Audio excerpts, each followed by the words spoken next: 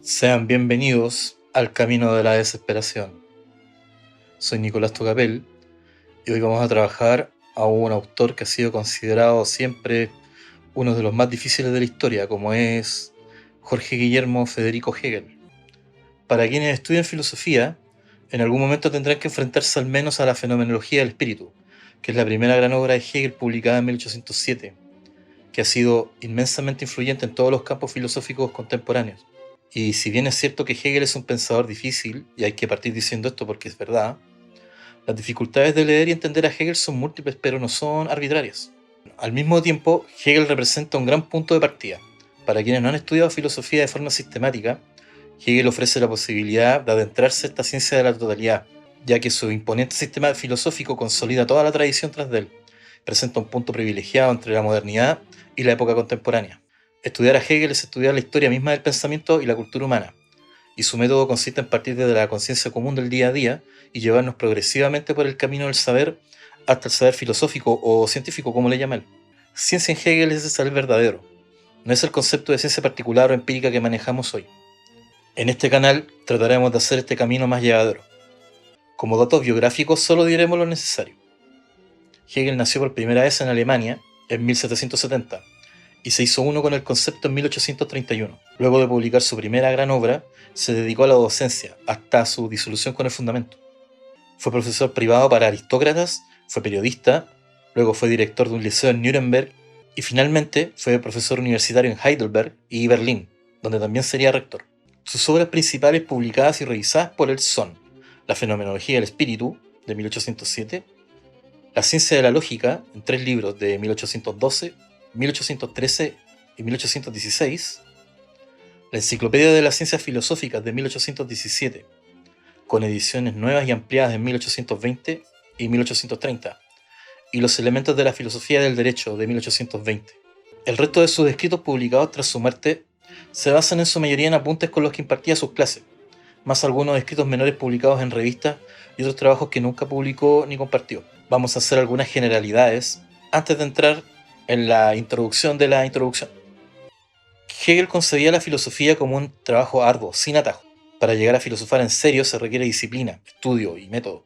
Tampoco es posible simplemente poner algunos principios o ideas base y creer que con eso se tiene una buena idea de lo que es la filosofía. No consiste en un conjunto de doctrinas o proposiciones. Más bien es un proceso de pensamiento. Así como veremos luego que el mundo mismo es un resultado, la filosofía solo está en su desarrollo, como si de un organismo vivo se tratara. Para poder lograr apreciar realmente una pieza musical, por ejemplo, un libro, no podemos simplemente irnos al final, leer un breve resumen y creer que con eso ya entendimos la obra. Tampoco podemos, por ejemplo, disfrutar de un cuadro o comprenderlo del todo solamente viendo una parte de este.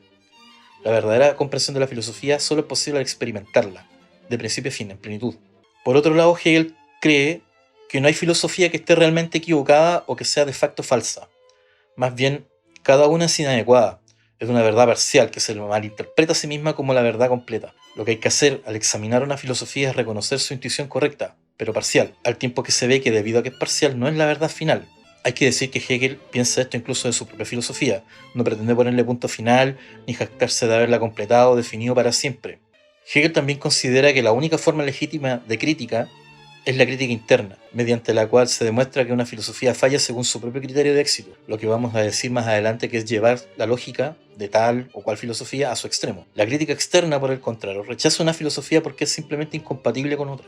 También es importante considerar que Hegel tiene un campo semántico epocal. Para poder comprender lo que nos quiere decir en verdad, tenemos que necesariamente sumergirnos un poco en su tiempo y entender las discusiones y los problemas que se trataban. Aún así, incluso respecto de su propia época, Hegel usó varios términos de un modo único, que solo vamos a conocer mientras vayamos avanzando en su obra. Y esta prevención es importante, especialmente para toda su filosofía de la naturaleza, donde conceptos como fuerza, orgánico, cuerpo, entre otros, no significan lo que entendemos hoy.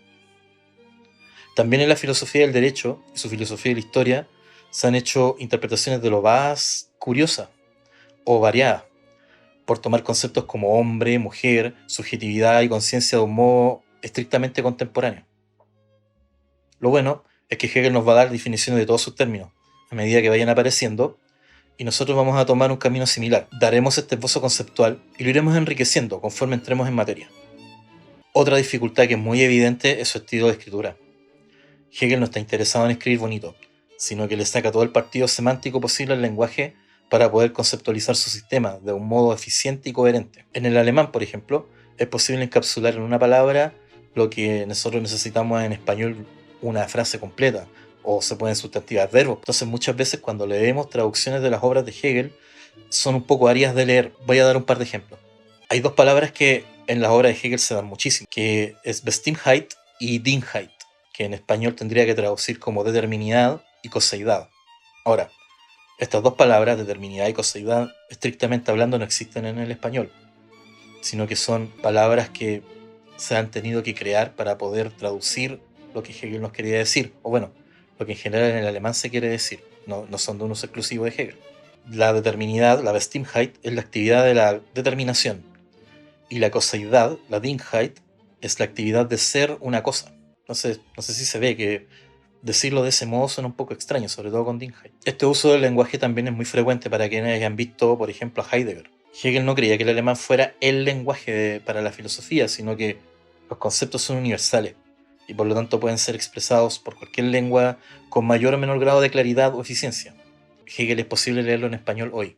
También es frecuente ver en sus textos una aparentemente innecesaria repetición o recapitulación de frases o ideas completas incluso. Al menos con esto, Hegel nos trata de decir dos cosas: que el asunto tratado es algo realmente importante y que en cada repetición o recapitulación hay algún matiz nuevo o algo diferente que enriquece la lectura. Vamos a ver progresivamente algunos de los elementos principales de su pensamiento para poder entrar en sus textos sin perdernos del todo. Y tendremos que hacer también acá una advertencia. Vamos a decir cosas que quizá no se comprendan completamente a la primera. Y así como pasa con los mismos textos de Hegel, yo personalmente recomiendo de que una vez terminemos esta serie de videos, los repasen, porque a medida que los vayan viendo van a ir dándose cuenta de que entre medio de todo lo que se ha dicho hay algo que les va a hacer más sentido.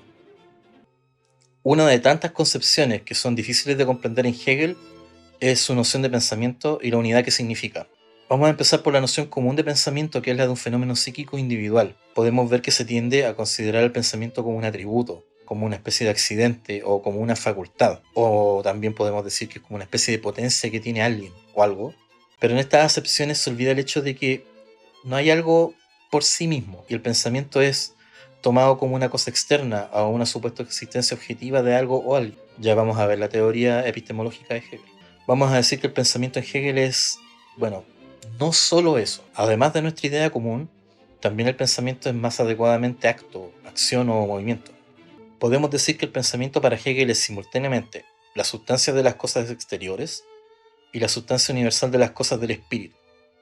Vamos a insistir en algo: el pensar no es solo el pensar de alguien. En el parágrafo 20 de la enciclopedia, Hegel nos dice: el pensar representado como sujeto es lo pensante, y la expresión simple del sujeto existente en cuanto pensante es yo.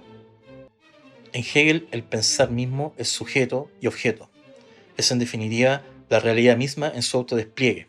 Hay un asunto también que en Hegel se da mucho, que lo vamos a ver en sus textos, y es que parece que hay una crítica constante en que si nosotros tomamos cualquier otra filosofía y nos insertamos en su lógica y la llevamos a su extremo, o sea, haciendo la crítica interna, tienden a un dualismo.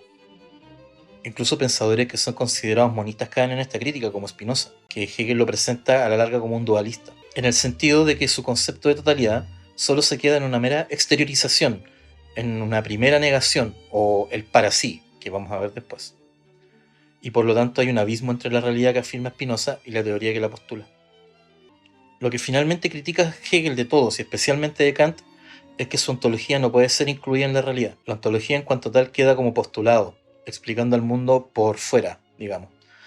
Pero la realidad que ellos describen no contiene la teoría que la explica.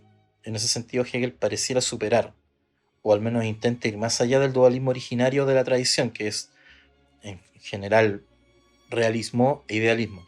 E intenta ir también más allá en cuanto a un arjé como causa exterior, donde un elemento o un ente es postulado como motor o causa del mundo, pero no da cuenta de sí mismo dentro de esa realidad o dentro de ese sistema de pensamiento. Lo que Hegel hace finalmente es hacer que el mundo mismo sea su propia causa de forma inmanente. Mencionamos rápidamente la ontología. que es la ontología, que también se llama metafísica en general. Vamos a dar una definición extremadamente breve. Podríamos decir que la ontología es la parte de la filosofía que estudia qué y cómo es lo que es, pero lo vamos a tener que dejar así de momento. Vamos a ir de a poco adentrándonos en estos conceptos.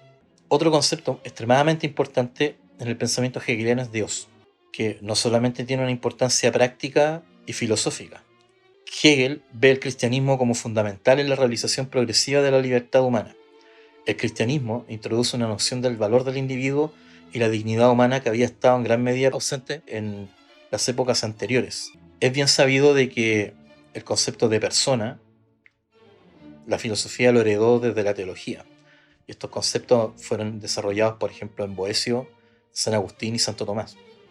Podríamos decir también de que, en buena parte, nuestra idea de derechos o derechos humanos, por ejemplo, es una herencia de la teología. Hegel fue luterano toda su vida, es creyente, él cree en Dios, aunque de un modo particular, especialmente para la concepción latinoamericana que tiende a ser más católica.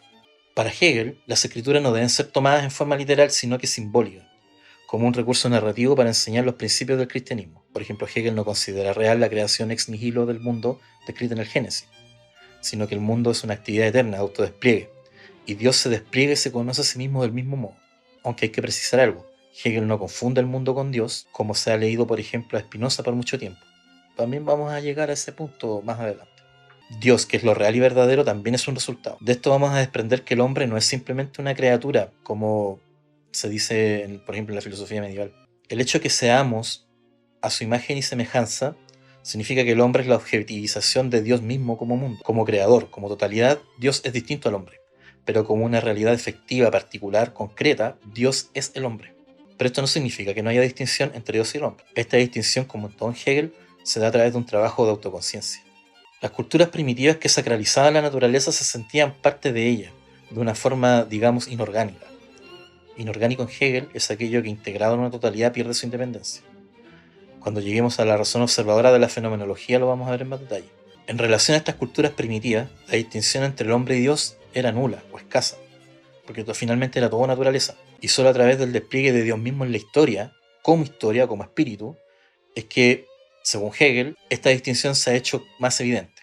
La vida religiosa es para Hegel la vía de la superación de esta distinción, que no es unilateral ni ilusoria, sino que es vivida como una escisión o una alienación dolorosa que incluso Dios mismo comparte. Para Hegel, Dios no es indiferente como en Epicuro, tampoco es ese Jehová oculto que nunca se muestra ni se experimenta, sino que Dios puede conocerse en la experiencia personal, a la vez que nosotros nos conocemos a nosotros mismos. Como diría San Agustín, el camino de la verdad es la interioridad. Cuando veamos la ciencia de la lógica, nos daremos cuenta que el despliegue lógico de las categorías y la realidad misma también toma este camino de interioridad. Se parte de lo externo e inmediato y se va hundiendo el ser en sí mismo en la medida que se complejiza y se conoce. Este punto va a tener especial relevancia cuando veamos a Kant, quien afirma que Dios es incognoscible, que, como idea, esto fue ampliamente criticado por los pensadores post-kantianos, Hegel incluido. También ocurre en Hegel que con la muerte de Cristo también muere el Dios trascendente del teísmo clásico. Y esta muerte de Dios que el joven Hegel desarrolla en sus primeros escritos, como en Querer y Saber, anticipa en más de 50 años a lo que dijo Nietzsche. Lo que resucita no es Cristo como una entidad individual o como una persona, sino como una comunidad creyente que adora unida y reconciliada. Según la etimología propuesta por Lactancio, que es la interpretación cristiana más común, religio deriva de religare, que es vincular o atar fuertemente. No sé si Hegel leyó a Lactancio directamente o no. Sabemos que estudió teología en Tubinga. Existe al menos la posibilidad de que lo haya hecho. Y si lo hizo, quizás se tomó bien en serio esta cita de las instituciones divinas. Estamos ligados y unidos a Dios con este vínculo de la piedad, que de la misma religión ha tomado su nombre. Esta piedad cristiana es un elemento fundamental de su teoría de convivencia civil, como vamos a ver más adelante. Así concluye este primer capítulo introductorio. Espero que les haya dejado ideas para pensar y sobre todo varias dudas que vamos a ir resolviendo de a poco. Así que hasta la próxima.